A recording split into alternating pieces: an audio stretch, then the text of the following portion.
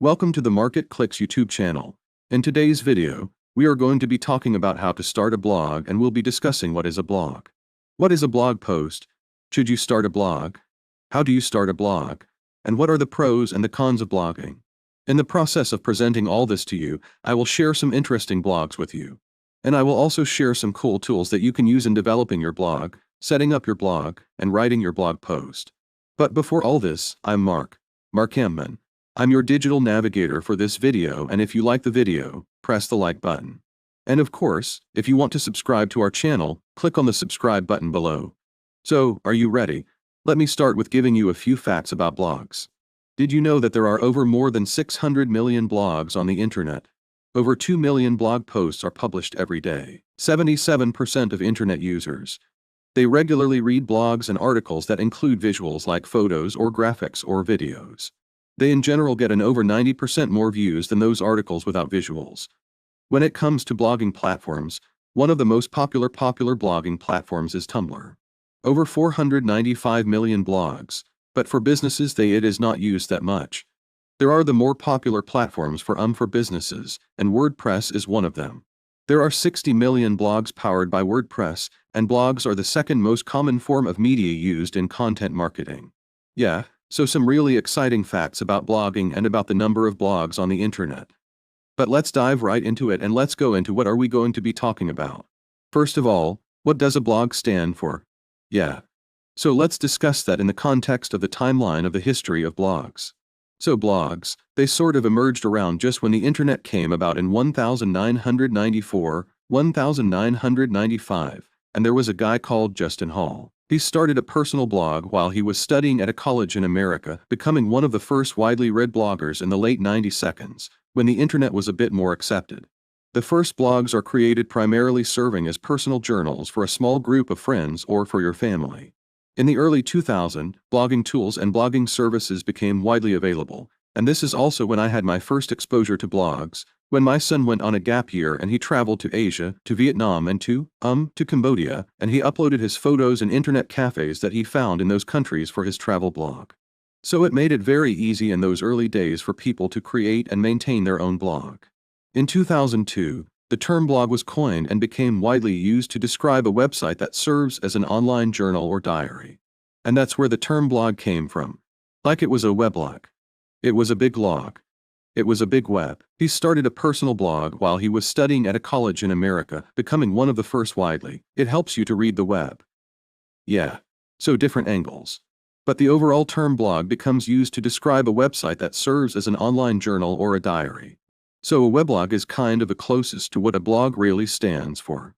So it then started to become very popular in the sort of the 2005, 2010 era when it started to be picked up by businesses as well. The wide range of topics and styles, from personal journals to photography blogs to recipe blogs, and people really started to see the power of blogging. And in 2010 and onwards, it became a mainstream form of communication and self-expression, with millions of blogs covering every possible subject and serving every possible audience. And businesses really jumped on this, and today it is one of the most significant roles being played by blogs in the rise of social media. And it has a profound impact on the way people communicate and consume information online. Yeah, so that is a short introduction of blogging. Let's have a quick look at what we're going to be talking about. First, I'm going to be digging into a blog. What is a blog? And then what is a blog post, and what are the characteristics of blog posts? Because clearly a blog and a blog post is different than a default or a standard web page. Next question is that we're going to answer: should you start a blog? Yes. Some people, they are excited about blogging and they go straight into it, where other people, they're not quite sure. Yeah. So let me give you some tips and guidelines if you want to start a blog, and when you want to start it, how do you start a blog? So that's what we'll be looking at as well. And then we'll close today's session with a look at the pros and cons of starting a blog. And in the meantime, in the process of presenting all this, I will share with you lots of tools, lots of suggestions, and lots of ideas on starting your own blog. So let's talk about the features of a blog. What is a blog now? First, I'm going to be digging into a blog. What is a blog?